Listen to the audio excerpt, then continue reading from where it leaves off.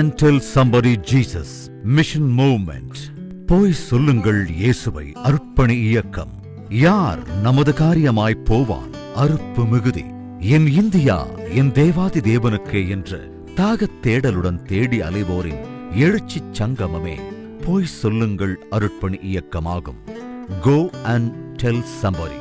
அலுவலக முகவரி Go and Tell Somebody Missionary Movement, plot number 81, Bharati Nagar 5, KTC Nagar North, Tirunelveli, 627011.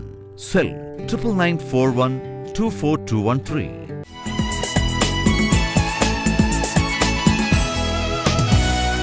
தேனினி மயிலும் இயேசுவின் நாமம் திவ்ய மதுரமாமே, அதை தேடியே நாடி ஓடியே வருவி திருச்சபையானோரே.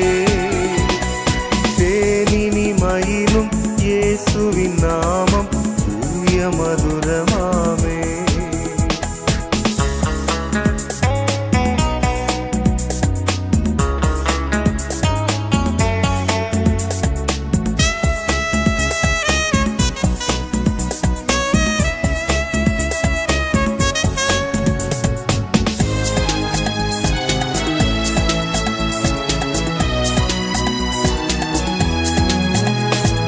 காசினிதனிலே நேசமதாக கஷ்டத்தை உத்தரித்தே, பாவ கசடதை அறுத்து சாபத்தை தொலைத்தார் கண்டுணர் நீ மனமே.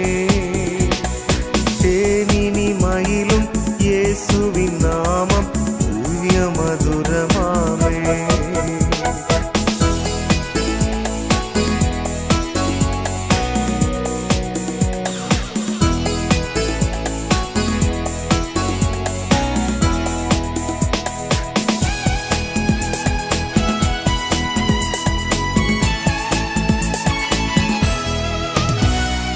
பாவியை மீட்க தாவிய உயிரை தாமே ஈந்தவரா, பின்னும் நேமியம் கருணை நிலை வரமுண்டு நிதம் துதி என் மனமே. தேனினி மயிலும் இயேசுவின் நாமம் திவ்ய மதுரமாமே.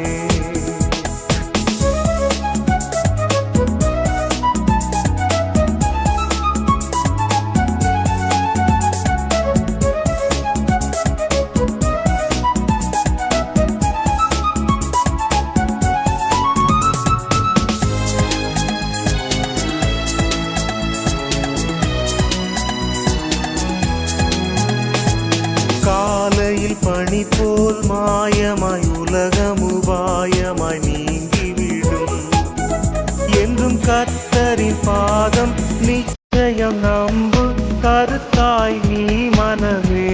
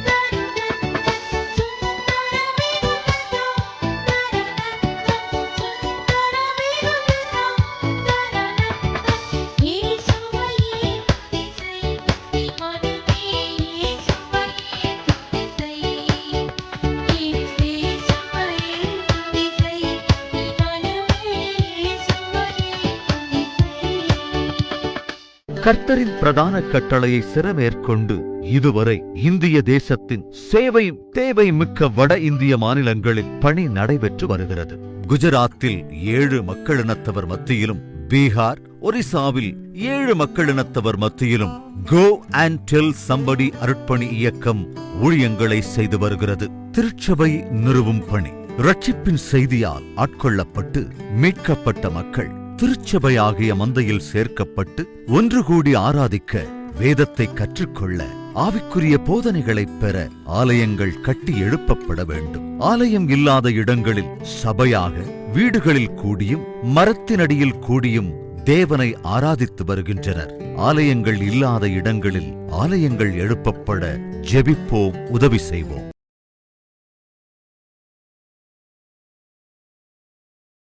ஆண்டவராய் இயேசு கிறிஸ்துவின் விலையேறப்பெற்ற நாமத்திலே உங்களை யாவருக்கும் அன்பின் நல்வாழ்த்துக்களை கூறி இந்த நாளின் தியான விலைக்கென்று உங்களை தயவோடு அழைக்கிறோம். எனக்கு அன்பான சகோதர சகோதரிகளே, ஆண்டவருடைய பிள்ளைகளே, உங்களை இந்த தொலைக்காட்சி ஊழியத்தின் மூலமாக சந்திப்பதிலே மிகுந்த மகிழ்ச்சி அடைகிறோம். நீங்கள் எங்களுக்கு செய்து வருகிற அனைத்து உதவிகளுக்காக நன்றி கூறுகிறோம். எங்களுக்காக செபிக்கிறீர்கள், எங்களுடைய ஊழியத்தை தாங்குகிறீர்கள். உங்களுக்கு ஸ்தோத்திரம். உங்களுக்கு நன்றியும் வாழ்த்துக்களையும் தெரிவித்துக் கொள்கிறோம். கர்த்தர் உங்களை இன்னும் மென்மேலும் பலப்படுத்துவோராக. உங்களிலே அநேகர் தங்களுடைய ஜப குறிப்புகளை எங்களுக்கு சொல்லி ஜெபிக்கும்படியாக கேட்கிறீர்கள். கர்த்தர் அந்த ஜப பாரத்தை எங்களுக்கு தந்திருக்கிறார். ஜெபிக்கிறோம். கர்த்தர் நிச்சயமாய் உங்களுக்கு ஆசீர்வாதங்களை கட்டளையிடுவார். நீங்கள் ஆண்டவருக்கு நன்றியுடையவர்களாக இருங்கள். தேவனை மகிமைப்படுத்தி வாழுங்கள். தொடர்ந்து எங்களுக்காக ஜெபியுங்கள். எங்களுடைய ஊழியத்தை குறித்து இன்னும் அறிந்து கொள்ள வேண்டும் என்றால் இந்த செய்தியின் பின்பாக வரக்கூடிய முகவரியோடு நீங்கள் தொடர்பு கொள்ளுங்கள். கர்த்தருடைய நாமத்திற்கு மகிமையாக 5 மாநிலங்களிலே அருட்பணியாளர்களை அளிப்பு இந்த ஊழியங்களை செய்து கொண்டிருக்கிறோம். கர்த்தருடைய நாமம் மகிமைப்பட்டு வருகிறது. கர்த்தர் சித்தமானால் ஜூலை மாதம் அந்த 2வது வாரத்திலே ஒரு ஆலய பிரதிஷ்டை ஒரிசாவிலே நடைபெறுகிறது. அந்த நாளிலே 25 பேர் கர்த்தருக்காக சாட்சியாக ஞானஸ்தானத்தின் மூலமாக தங்களை ஒப்புவிக்க இருக்கிறார்கள். நீங்கள் அவர்களுக்காக ஜெபிக்கும்படியாக தயவாய் கேட்டுக்கொள்கிறோம். இந்த ஊழியத்தை உங்களுடைய ஜெபத்திலே தாங்குங்கள். ஒருவேளை இந்த வட இந்திய மாநிலங்களிலே பணி செய்கிற இந்த ஊழியர்கள் விசுவாசிகளுக்கு கொடுக்கத்தக்கதாக 100 இந்தி வேதாகமங்கள் தேவைப்படுகிறது. ஆண்டவர் உங்களோடு பேசுவார் என்றால் 1, 2 அல்லது 5 வேதாகமங்கள் உங்கள் பேராலே நீங்கள் வாங்குவதற்குரிய தொகை நீங்கள் கொடுக்கலாம். ஒரு வேதாகமத்திற்கு 250 ரூபாய் நீங்கள் கொடுப்பீர்கள் என்றால் அது மிகுந்த உதவியாக இருக்கும். அது மாத்திரமல்ல, உத்தரப்பிரதேசத்தில் இருக்கக்கூடிய மிஷினரிகளுக்கு 3 மிதிவண்டிகள் தேவைப்படுகிறது. அதற்காகவும் செபியுங்கள். கர்த்தர் உங்களை ஏவுவார் என்றால் நீங்கள் அதற்குரிய செலவினங்களை சந்திக்க உங்களை தயவாய் கேட்டுக்கொள்கிறோம். ஆண்டவருடைய கிருபையும் ஆசீர்வாதமும் உங்களோடு தங்கியிருப்பதாக. நம்முடைய மாதாந்திர இதழ் எழுந்து கட்டுவோம் வாரீர் என்று சொல்லக்கூடிய இந்த மாதாந்திர இதழ் வேண்டுவோர் இலவசமாக உங்களுக்கு அனுப்பி கொடுக்கப்படும். நீங்கள் எங்களோடு தொடர்பு கொள்ள தயவாய் கேட்டுக்கொள்கிறோம். ஆண்டவர் உங்களை ஆசீர்வதிப்பாராக. ஒரு நிமிடம் தலை தாழ்த்தி ஜெபம் செய்வோம். மாட்சிமை மகத்துவம் நிறைந்த தகப்பனே, இந்த நல்ல வேலைக்காய் உமக்கு ஸ்தோத்திரம். என்னோடும் எங்களோடு பேசுவோம்ப்பா. உம்முடைய சத்தத்தை கேட்க, உம்முடைய சித்தத்திற்கு அர்ப்பணிக்க எங்களை தகுதிப்படுத்தும். எங்கள் மீட்பர் இயேசு கிறிஸ்துவின் மூலம் வேண்டிக் கொள்கிறோம் நல்ல பிதாவே, ஆமென். இன்றைய தியானத்திற்கு ஆதாரமாக எடுத்துக்கொண்ட வேத வாக்கியங்கள் 1 பேதுரு 3ஆம் அதிகாரம் 4ஆம் வசனம். அழியாத அலங்கரிப்பாய் இருக்கிற சாந்தமும் அமைதலுமுள்ள ஆவியாகிய இருதயத்தில் மறைந்திருக்கிற குணமே உங்களுக்கு அலங்காரமாய் இருக்க கடவது. அதுவே தேவனுடைய பார்வையில் விலையேற பெற்றது. இருதயத்தில் மறைந்திருக்கிற குணமே உங்களுக்கு அலங்காரமாக இருக்க கடவுது. இல்லைஎன்றால் உங்களுக்கு அழகூட்ட கடவுது. உங்களுடைய அழகை மிகுதிப்படுத்தி காட்டக்கூடியது என்பதாக பேதுரு அப்போஸ்தலன் குறிப்பிடுகிறார். எஸ்தர் 2ஆம் அதிகாரம் 7ஆம் வசனம். எஸ்தர் 2ஆம் அதிகாரம் 7ஆம் வசனம். அவன் தன் சிறிய தகப்பன் குமாரத்தியாகிய எஸ்தர் என்னும் அத்சாளை வளர்த்தான். அவளுக்கு தாய் தகப்பன் இல்லை. அந்த பெண் ரூபவதியும் சௌந்தரியமுடையவளாய் இருந்தாள்.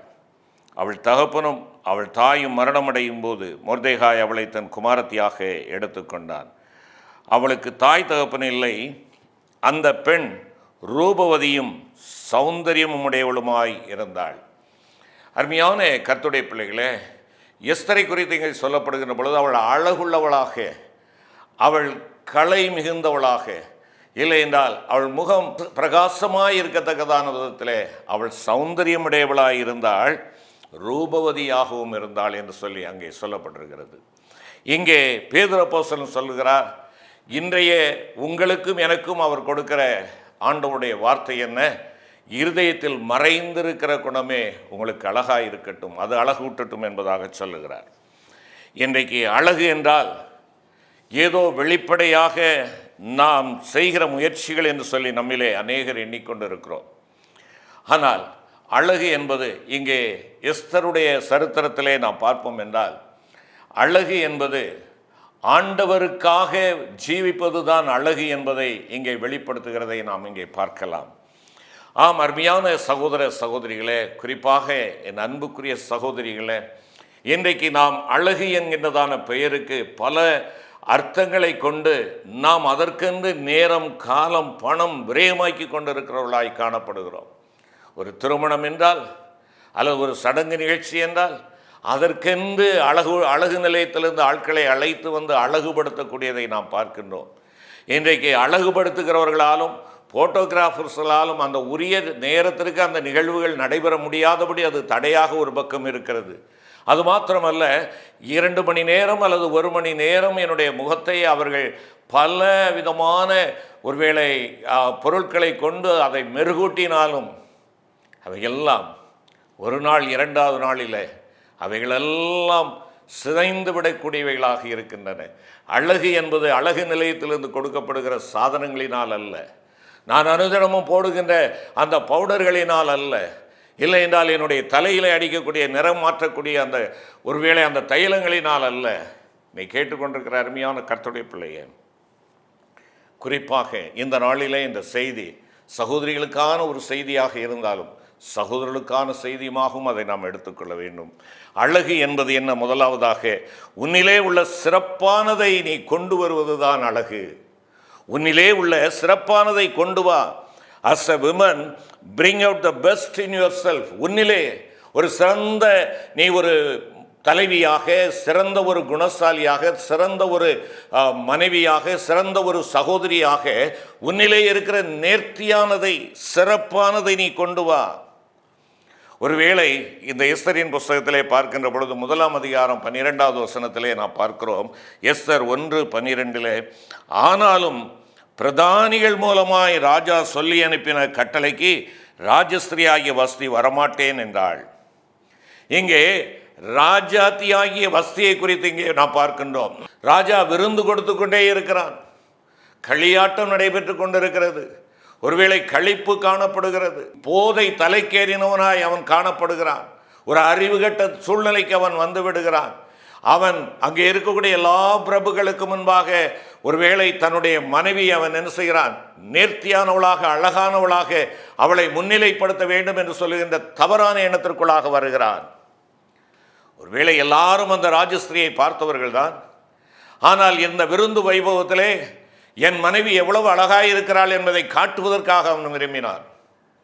அருமையான கர்த்தருடைய பிள்ளையே, உன் மனைவி உனக்கு மாத்திரம் சொந்தம் என்பதை நீ உணர்ந்து கொள். அது உனக்கு சொந்தமானது, உன்னை சார்ந்தது. அதை அவளுடைய வாழ்க்கையிலே அவள் கடைபிடித்தாள். அழைத்து வரும்படியாக அவன் கட்டளை கொடுக்கிறான். இந்த வேளையிலே ஒருவேளை அநேகர் வஸ்தி வந்து கீழ்ப்படியாதவளாக, ராஜாவுக்கு கீழ்ப்படியாதவளாக, கணவனுக்கு கீழ்ப்படியாதவளாக போரிவிட்டாள் என்று சொல்லி அவளை குறித்து தவறான விமர்சனம் கொடுப்பது உண்டு. என்னை பொறுத்தளவில் அவள் தேவனை அறிந்தவளோ அறியவில்லையோ, ஆனால் தன்னை காத்து கொண்டால் தன்னிலே உள்ள சிறப்பானவற்றை கொடுத்தாள். அவள் என்னுடைய சரீரம் என் துணைவனுக்கு மாத்திரம், என்னுடைய தலைவனுக்கு மாத்திரம், என்னுடைய கணவனுக்கு மாத்திரம் தான் உரியது, என்னுடைய அழகை பிறருக்கு முன்பாக நான் பரேட் செய்ய மாட்டேன் என்பதை அவள் உறுதியாயிருந்தாள். என் அழகு என் வீட்டுக்காரனுக்கு மாத்திரம்தான், என்னையும் என்னுடைய அழகையும் என்னுடைய சரீரத்தையும் என் வீட்டு கணவனுக்கு, என்னுடைய கணவனுக்கு மாத்திரமே நான் வைத்திருக்கிறேன். சிறப்பானதை கொண்டு வந்தாள், சிறப்பானதை கொண்டு வந்தாள். மதிமயங்கி போயிருக்கிற அவளுடைய கணவன் மதிமயக்கத்திலே தன்னுடைய மனைவியை மற்றவர்களுடைய பார்வைக்கு முன்பாக காட்சி பொருளாக நிறுத்த வேண்டும் என்று சொல்லி விரும்புகிறான். ஆனால் அவளோ தன்னுடைய சாட்சியை காத்து கொண்டாள். நான் ஒரு உத்தம ஸ்திரீ என்பதை அவள் காட்டினாள். அருமையான கர்த்தருடைய பிள்ளையே, அலங்காரம், அழகு, இவை அனைத்தும் என் கணவனுக்கு மாத்திரமே, தனக்கும் தன்னுடைய கணவனுக்கு மாத்திரமே என்பதை அவள் நிரூபித்து காட்டினாள். அதனுடைய விளைவு என்ன ஆகும் என்பதை அவள் உணராதவள் அல்ல, உணர்ந்திருந்தாள். ராஜாவினுடைய கட்டளை கீழ்ப்படியவில்லை என்றால் ராஜஸ்திரீ என்கிறதான அந்தஸ்து தன்னை விட்டு எடுக்கப்படும் என்பதையும் அறிந்திருந்தாள். நான் ராஜஸ்திரியாக அரியணையிலே அமராவிட்டாலும் பரவாயில்லை, நான் குணசாலியாக நல்லொழுக்கமுள்ள ஒரு மனைவியாக, நல்லொழுக்கமுள்ள ஒரு பெண்ணாக நான் வாழ்ந்து ஜீவிக்க விரும்புகிறேன் என்று அவள் தன்னை நிலைநிறுத்தி காட்டினாள். நீ கேட்டுக்கொண்டிருக்கிற என் அருமையான சகோதர சகோதரிகளே, அருமையான சகோதரனே, நீ உன்னுடைய மனைவிக்கு மாத்திரம் என்பதை நீ உணர்ந்திருக்கிறாயா? நீ உன் மனைவிக்கு மாத்திரம் சொந்தம். அருமையான சகோதரி, நீ உன் கணவனுக்கு மாத்திரம் சொந்தம். எங்கே மறுத்து விட்டாள். ராஜாவினுடைய கட்டளையை அவள் மீறிவிட்டாள். நீதிமொழிகள் 11ஆம் அதிகாரம் 16ஆம் வசனம் சொல்லுகிறது. நீதிமொழிகள் 11:16 இவ்விதமாய் சொல்கிறது. நல்லொழுக்கமுள்ள ஸ்திரீ மானத்தை காப்பாள். நல்லொழுக்கமுள்ள ஸ்திரீ மானத்தை காப்பாள். தன்னுடைய மானத்தை காத்து கொண்டாள்.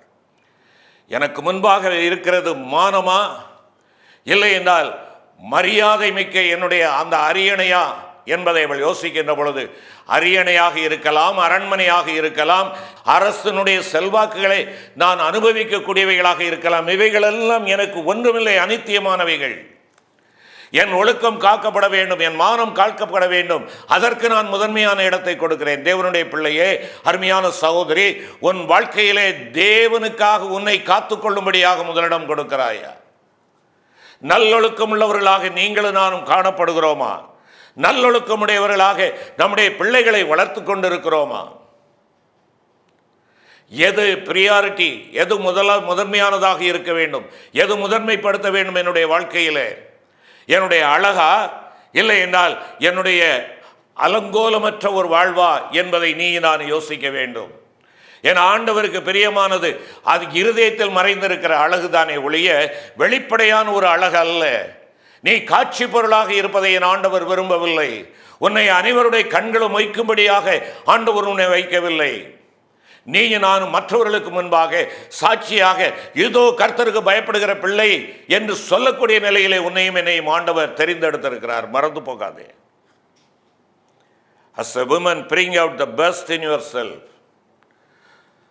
ஒரு கணவனாக, ஒரு மனைவியாக உன்னிலே உள்ள சிறப்பானவற்றை கொண்டு வா.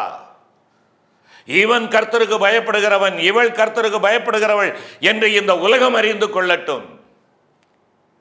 உலக ஆசபாசங்கள் அல்ல, உலக அழகு அல்ல, இவையெல்லாம் அனித்தியமானவைகள், இவைகள் அழிவை கொண்டு வரக்கூடியவைகள். அருமையான கர்த்தருடைய பிள்ளையே, நீ உன்னிலே இருக்கிற சிறப்பானவற்றை உன் ஆண்டவருக்கு கொண்டு வா.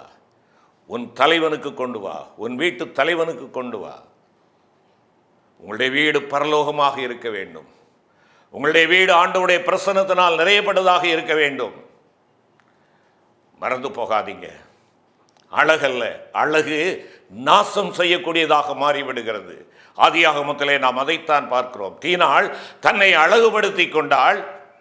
அழகுபடுத்தி கொண்டு அண்டையிலே இருக்கக்கூடிய கிராமத்திற்கு சீகேமுக்கு சென்று அங்கே என்ன செய்கிறாள்? அங்கே இருக்கிறவர்களை சந்திக்கும்படியாய் செல்லுகிறாள். 11 சகோதரர்கள் இருக்கிறார்கள், தாய் தகப்பன்மார் இருக்கிறார்கள். ஆனால் வளர்ப்பு இல்லை. சிறந்தவற்றை தங்களுடைய பிள்ளைகளுக்கு கொடுக்கவில்லை. கர்த்தரை பற்றிய பயம், கர்த்தருக்கு முன்பாக நிற்க வேண்டிய அந்த நியாயமான காரியங்கள், இவைகளை கற்றுக் கொடுக்கவில்லை. மாறாக இஷ்டம் போல் வளர்த்தார்கள்.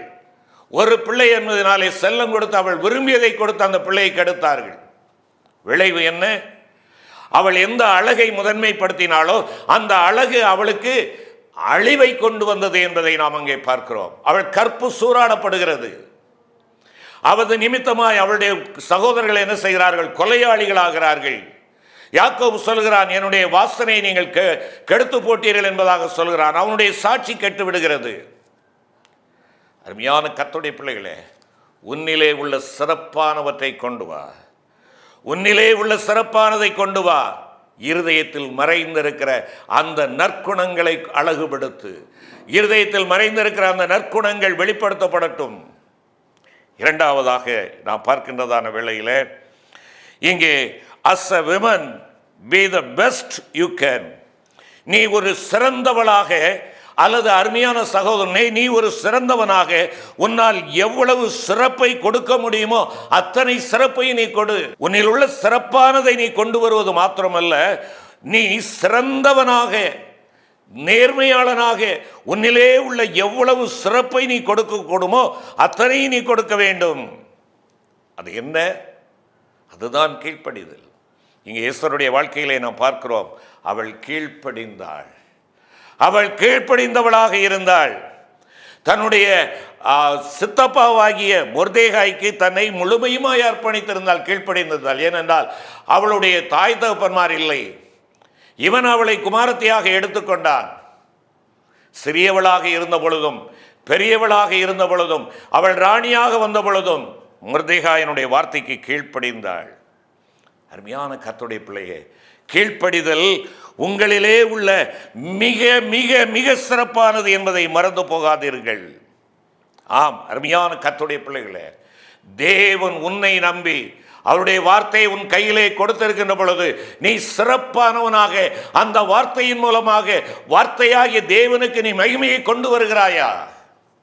பொறாமை, பெருமை இவைகளினாலே என்னுடைய சிறப்பானவைகளை நான் அழித்து கொண்டிருக்கிறேனா? என்னுடைய சிறப்பானவைகளை அழித்து கொண்டிருக்கிறேனா?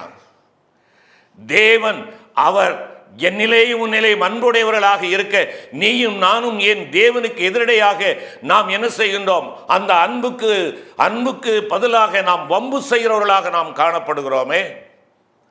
அன்பை செலுத்த கடமைப்பட்டவர்களாகிய நாம் அன்புக்கு முற்றிலுமாக எதிர்த்து நிற்கிறவர்களாக நாம் ஒரு வன்கணர்களாக நாம் காணப்படுகிறோமே.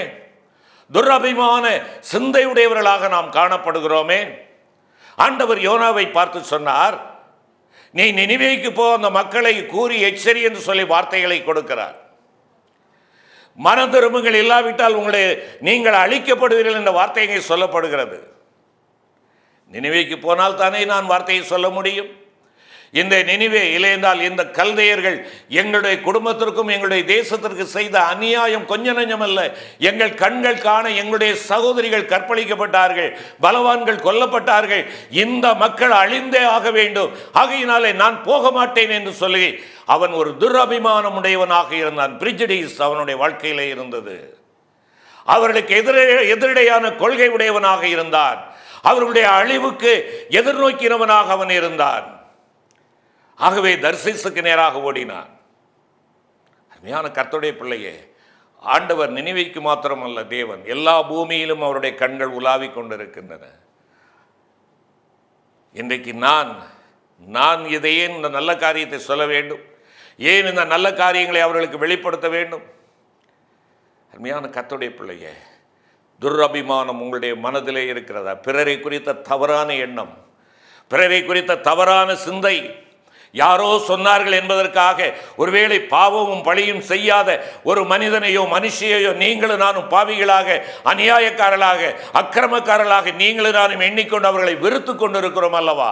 மனதளவிலே நம்முடைய கசப்பை வெளிப்படுத்துகிறோம் அல்லவா? பிரியமான கர்த்தருடைய பிள்ளையே, உன்னிலே இருக்கிற இல்லையென்றால் சிறந்தவளாக உன்னால் எவ்வளவு சிறப்பை கொடுக்க முடியும், அன்லிமிட்டெட் ஒன், எவ்வளவு சிறப்பை கொடுக்க முடியுமோ அத்தனையும் நீ அவருக்கு கொடு. ஆம், இதைத்தான் நெகேமியாவும் அவனோடு கூட இணைந்து கட்டுமான பணியில் ஈடுபட்டவர்கள் செய்தார்கள்.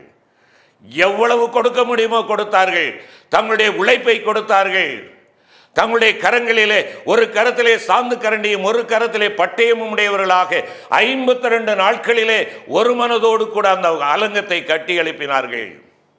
இடையூறுகள் வந்தது, காலதாமதப்படுத்தக்கூடிய மக்கள் வந்தார்கள். பேசி காரியங்களை சரி செய்து கொள்வோம் என்று பேச்சினாலே காலத்தை நீட்டிக்கக்கூடிய எதிரிகள் அங்கே வந்தார்கள். அவன் என்ன சொன்னான்? நான் பெரிய வேலை செய்கிறேன், நான் பெரிய வேலையை செய்கிறேன், நான் கீழே இறங்கி வரக்கூடாது. ஆம், எவ்வளவு தேவனுக்காக எத்தனை சிறப்பானதை கொடுக்க முடியுமோ அத்தனையும் கொடுத்தான். நீ நான். ஆண்டவர் உனக்கும் எனக்கு சிறப்பானவைகளை கொடுத்திருக்கிறாரே, மேன்மைகளை மகத்துவங்களை கொடுத்திருக்கிறாரே, தாளந்துகளை கொடுத்திருக்கிறாரே, ஆயுசு நாட்களை கொடுத்திருக்கிறாரே, உனக்கு சொத்து சம்பந்தங்களை கொடுத்திருக்கிறாரே. நீயும் நானும் ஆண்டவருக்கு எவ்வளவு கொடுக்கிறோம், எவ்வளவு சிறப்பானவற்றை கொடுக்கிறோம்.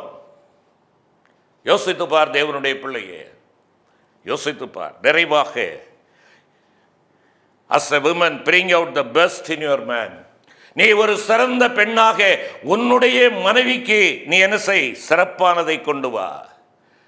ஒரு சிறந்த கணவனாக உன்னுடைய மனைவிக்கு சிறப்பானதை கொண்டு வா. ஆமர்மையான கர்த்தருடைய பிள்ளையே, நீங்களும் நானும் நம்முடைய துணைக்கு எந்த சிறப்பானவற்றை கொடுக்கிறோம்? இங்கே எஸ்தருடைய வாழ்க்கை சிறப்பானதை கொண்டு வரக்கூடியதாக இருந்தது. தன்னுடைய கணவனாகிய ராஜாவுக்கு சிறப்பானதை கொண்டு வரக்கூடியதாக இருந்தது. ராஜாவை சந்திக்கும்படியாய் செல்லுகிறாள். அந்த ராஜா என்ன சொல்லுகிறான்? எஸ்தர் ராஜாத்தியே, உன் வேண்டுதல் என்ன? அங்கே ஒரு நெருக்கம் காணப்படுகிறது, இணைப்பு காணப்படுகிறது. ராஜாவினுடைய அனுமதி இல்லாமல் உள்ளே யாரும் செல்லக்கூடாது. இவள் செல்லுகிறாள். அங்கே சிறப்பானவளாக அவள் இருந்தபடியினாலே சிறப்பானதை தன்னுடைய கணவனுக்கு அவள் கொண்டு வரக்கூடியவளாக இருந்தாள். கனமும் மகிமையுடையவனாக அவன் காணப்பட்டான் என்று சொல்லி நாம் பார்க்கிறோம். ஆமர்வியான கர்த்தருடைய பிள்ளையே, அவள் வீட்டை கட்டுகிறவளாக இருந்தாள். புத்தியுள்ள ஸ்திரீ தன்னுடைய வீட்டை கட்டுகிறாள். அவள் கட்டுகிறாள். கட்டுகிறவர்கள் பலசாலியாக இருக்க வேண்டும். அவளுடைய மன திடன் பலமாயிருந்தது. அவள் ஆறுதல் அளிக்கக்கூடியவளாக இருந்தாள், அனுகூலத்தை கொடுக்கிறவளாக இருந்தாள், ஆலோசனை கொடுக்கிறவளாக இருந்தாள். ஆகையினாலே தான் எஸ்தர் ராஜாத்தியே, உன் வேண்டுதல் என்ன என்று அங்கே கேட்கப்பட்டது. கர்த்தருடைய பிள்ளையே, உன்னை பார்த்து உன் ஆண்டவர் உன்னுடைய வேண்டுதல் என்ன, உன் வேண்டுதல் என்ன, உனக்கு என்ன வேண்டும் என்று சொல்லி உன்னை பார்த்து கேட்கக்கூடிய நிலையிலே நீ அவரோடு கூட நெருக்கமுடையவனாக இருக்கிறாயா, நெருக்கமுடையவளாக இருக்கிறாயா? நீ உன்னுடைய ஆண்டவர் உனக்கு கொடுத்த இந்த குடும்பத்தை கட்டி எழுப்புகிறவளாக சிறப்பானதை கொடுக்கிற பிள்ளைகளாக நீயும் நானும் காணப்படுகிறோமா? ரெபேக்காள் தன்னுடைய மாமனாருடைய வீட்டிற்கு வருகிறாள். ஈசாக்கை திருமணம் செய்து வேதம் சொல்லுகிறது, அவள் நிமித்தமாய் அந்த குடும்பம் ஆறுதல் படுத்தப்பட்டது.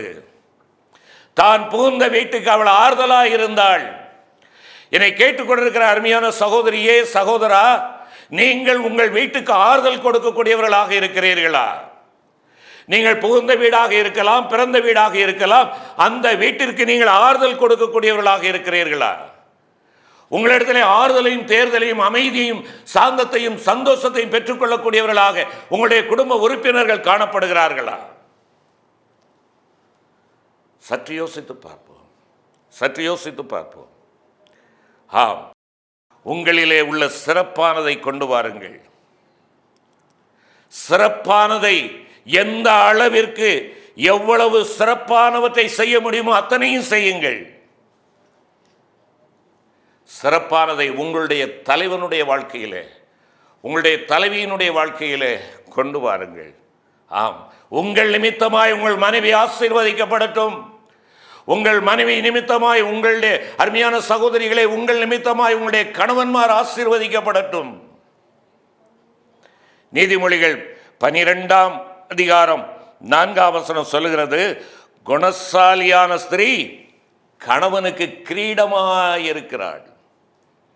குணசாலியான ஸ்திரீ கணவனுக்கு கிரீடமாயிருக்கிறாள். அருமையான சகோதரியே, நீ உன் கணவனுடைய விலாயெலும்பு என்பதை மறந்து போகாதே. நீ விலாயெலும்பாக இரு. நீ அவருக்கு, உன் கணவனுக்கு எலும்பாக இருக்க வேண்டுமே ஒழிய எலும்புரிக்கியாக நீ மாறிவிடாதே. ஆம், அவள் கணவனுக்கு கிரீடமாயிருக்கிறாள். 31ஆம் அதிகாரம் சொல்லுகிறது, 12ஆம் வசனம், அவள் நன்மை செய்கிறாள். அவள் நன்மை செய்கிறாள்.